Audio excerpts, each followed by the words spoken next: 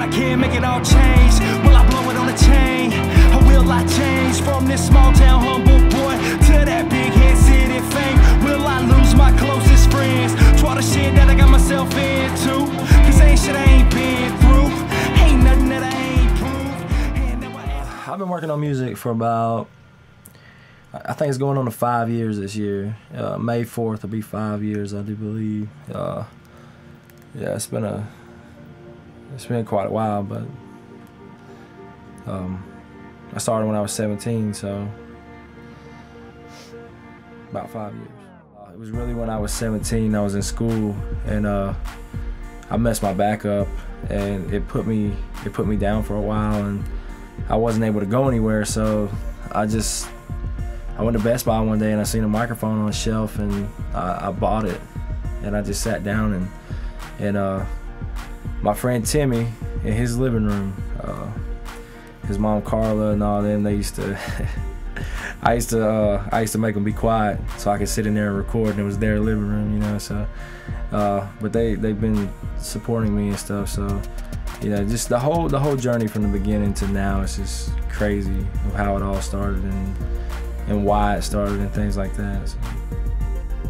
Well, first started in middle school, played the trumpet, and then I was first chair because it was pretty badass. And then I moved on to French horn in junior high, and then I kind of quit because it was pretty gay. And then I was like, I wonder how these like rappers, at the time it was like Asian rappers that I was listening to, I don't know why, because of all this. I hanged out with a lot of Asian kids in junior high, I guess, and it wasn't because I was racist or anything, it was just at the time. That's who I hanged out with. We listened to a lot of like really shitty Asian rappers, and I was wondering, like, how do they make remixes of songs with like real rappers, beats and stuff? So I kind of figured that out, and you know, we started recording with a little computer microphone, and yeah, that's where it basically all started. And after a while, you know, it kind of took it more serious, and you know, now I'm here doing this. So yeah, Dynasty Boys. That was the old band I was in. I think my dream in music is really any songwriter or artist's dream, and that's to you know, to get signed and blow up, I guess, and you know, be famous and whatnot. But you know, that's a fun dream to think about, you know, being able to have all the nice things in life. But as far as like dream goes with the goal side of it, the goal side of it really is to just get back to my dad. You know, he raised me and my brother by himself, pretty much, him and my cousin Rosie and my Aunt Paula. You know, between those three, they raised us. So really the goal with music is to basically just be able to give back to them for everything that they gave up for me. My dream is to work with a lot of I guess musically established people in the industry, and my goal is the same thing. And I just want to be a recognized engineer in the industry, and you know, I want people to come up to me and ask me like, hey, how do you do that, and how do you do this, you know? So I guess I want to influence other people with my music. That's what I'm trying to say. Musical influences right now, I'd say Adele. I've been listening to a lot of Adele lately. Drake, of course. I don't know, I know a lot of people don't like Kanye, but Kanye is really like a mastermind in music, and you know, I mean, as far as like producing and stuff goes, you know, I know he's kind of arrogant, but at the same time, he is good at what he does. So kind of those three artists. But Zac Brown Band, you know, lead number to the countryside. Kenny Chesney was a great inspiration to me. You know, there's too many to list. Lately, I just listen to whatever, really. Like, I don't really, I don't find myself listening to music that much. I don't know why. I kind of listen to what's in the music, what's behind the vocals, what's behind the instruments and stuff. Kind of like break it down and analyze everything that they put into the song more than listening to music. Because as an audio engineer, I have to learn how to do all that stuff and become better at what I do. So, probably two songs, I guess, that I'm most proud of right now. One's gonna be a sad song, which was on "Love Me Hate Me." It featured Alyssa Starkey, and I don't know, I guess among my fans, it's a really popular song, and the impact that I got to see that song have on a lot of people was really amazing to me. Being able to create something that so many people related to, that was, you know, based off of a real life emotion for me that I had. So that song, you know, having that kind of emotion was just a great song and a great turnout. One other song is Without This, featuring Carlton Anderson off of "Love Me Hate Me." That song was, I think, one of the first songs that my dad actually had a big reaction to, and it just made me believe in myself more, you know, that I can, you know, do positive things with my music. So those songs are really a huge part of my success so far and what I've done. A song that I've produced that I'm most proud of, I think so far, is the first song of this new CD. It's the intro. And yeah, I think it's gonna hit people pretty hard, so I really like it. The motto I live by is something that I came up with, that I was thinking about the other week, and it's people want success overnight, but they don't want to work overnight to achieve it. And basically that just says, you know, not a lot of people are willing to give the work that this type of thing takes to get. You know, you're not going to receive, you know, fame and fortune if you don't put in the hours that it takes to do this type of stuff. I mean, you know, between the people that I work with, my friends and stuff that I'm associated with, all the things that we've done and all the hours that we put into just burning CDs and passing CDs out and everything like that. I mean, there's just so much to it that, you know, without all that work, nobody would even know who I am at all, you know. So that motto for me, and like the advice that I would give, is like, if you have a dream, no matter what, no matter who you are, no matter where you come from, it's reachable. You can do it. I mean, I come from a family that has no money. You know, I have no money. You know, we strive to do what we do.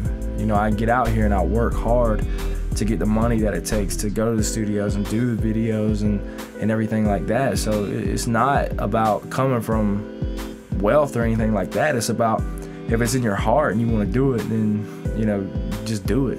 Don't worry about, you know, the thought of failure or anything like that. You know, just do it because it's what you want to do. If you're chasing your dreams, run faster. Basically what that saying is, you need to stop chasing your dreams and actually do it. Stop being a bitch. No, I was kidding. I don't know. I guess something I live by. Just work hard, and if you're persistent to keep doing it, it'll eventually, you know, something eventually will happen. Current projects. Current project that we're doing is it's a CD titled Unexpected, and it's basically just a lot of raw, like uncut stuff from my personal life, things that I'm going through, things I've been through in the past years and stuff. And it's a real fun project. Me and my longtime musical partner and friend, Maddox, been working on it, and you know, it's basically our journey and what we've seen and what we've done so far. And it's just a whole bunch of stuff. I mean, unexpected. It has a lot of names, has a lot of meanings. Two meanings that I'll break down are Unexpected because when we put out Love Me, Hate Me, you know, I'd give people CDs and they wouldn't really pay much mind when I handed it to them, you know. But then they'd come back a couple days later after they actually took time to listen to it, and they'd be like, man, you know, I didn't expect that. I didn't expect that, you know. It was a lot better than I thought it was gonna be. So you know, Unexpected kind of came from that. But also, in the hard times that are behind me, you know, many more to come. Like, I remember one day, my car insurance was due. I had a ticket to pay. You know, I had to get to school and things like this, and I had to buy tires. And it's like all of it hit at one time, such an unexpected time for it all to hit me. And, you know, to have that big of a bill at one time when I'm trying to go to studios and record, and I'm trying to get my own equipment. It's like just so much unexpected things that happen. And that goes along for everybody because, you know, we all have unexpected things that happen in life. So, you know, it's kind of something that I feel like, even though it's a part of me, I feel like it's gonna hit a lot of people. So that's my current project, and I'm also, you know, doing a couple collabs with some people that I met down in Orlando and things like that. But, you know, as far as projects go, it's just mainly focusing on, you know, Unexpected, which I hope to release later on this year, 2012, hopefully by the end of 2012. So what inspires me to get up every day and do music? That's what I like to do. I mean, I've tried to go to school for some other stuff, didn't really like it. It was kind of a reality check for me, and I realized that I wanted to do music. So, you know, kind of decided to do it. Well, it wasn't a very good reaction. I remember it was my senior year, and we were on our senior trip. And I threw together this really, really crappy CD. It was my very, very first work that I ever did. And I was sliding under the hotel room doors at the hotel we were all staying in.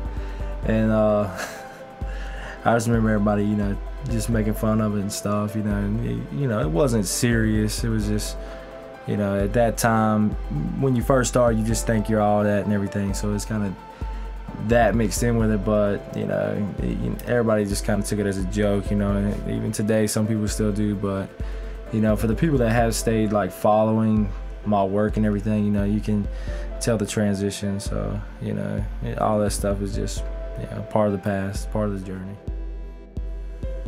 What kind of songs I want to create, or basically I want every song on this new project, Unexpected, basically I want every song to be just a real part of my life, a real part of my experience. You know, nothing made up, you know, not going reflecting off anybody else's life, you know, their stories or nothing like that. I want it to be, you know, I want to be part of my story, because there's a lot of things that I've done, you know, that I reflect on and really want to share. You know, it's like, you know, I started college the end of last year, and the first part of this year, I just wasn't feeling it as much as I feel this. And I watched this thing on Tyler Perry, and he said in order to do something, you have to put all of your attention to one thing and not try to spread it out so much. And that really, really hit me. It like hit home, because I felt like I had all this stuff going on, like my own business and going to school and trying to do music and you know, just so many things. And you know, I wasn't focusing on what I needed to be focusing on, what I really felt like God wanted me to be doing, and everything like that. So just I want this project to be me. I want it to be real. I want people to really know who I am. You know, even for the people that have never met me, you know, if they ever just seen me out, they could just come up and talk to me and be like, man, you know, I know your story, I know your life, and you know, I feel what you feel and things like that. So just, you know, I just hope everybody, you know, I hope everybody gets a chance to listen to it and really, you know, hopefully they relate to it. And when I can't make it all change, will I blow it on a chain? Or will I change from this small town humble boy to that big head city fame? Will I lose my closest friends? To all the shit that I got myself into? Cause ain't shit I ain't been through, ain't nothing that I ain't proved. And now I ask God, why's the preacher drive a nice car while I'm still broke up in this pew? I can feel the devil in this room. Can't you feel the presence? Bet that preacher takes that plate and goes and blows it on the necklace for his wife again. Damn, she's got 10 of them.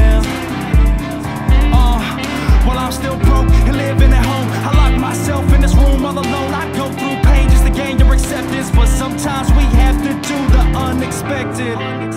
Yeah, the unexpected. Yeah.